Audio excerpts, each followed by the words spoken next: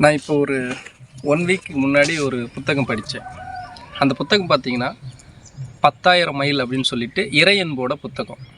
இந்த புத்தகம் பார்த்தீங்கன்னா உலகத்தில் ஒரு மனுஷன் தன் வாழ்நாளில் எப்போல்லாம் சந்தோஷமாக இருக்கிறான்னு பார்த்தீங்கன்னா பயணம் செய்யும்போது மட்டும்தான் சந்தோஷமாக இருக்கிறான்.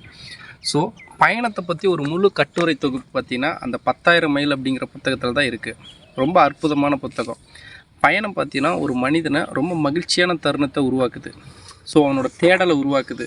இதில் பார்த்தீங்கன்னா பயணம் எங்கே தொடங்குதோ அதே இடத்துல வந்து முடியுது. இதோட சிறப்பே அதுதான். ஒரு பயணம் ஒருத்தனோட வீட்டோட வாசல்லேருந்து தொடங்குறான்.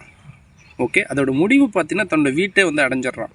ஸோ இந்த பயணத்தில் எண்ணற்ற கலாச்சாரம், எண்ணற்ற மக்கள், எளிய மனிதர்களை நிறைய பேர்த்த சந்திக்கிறான்.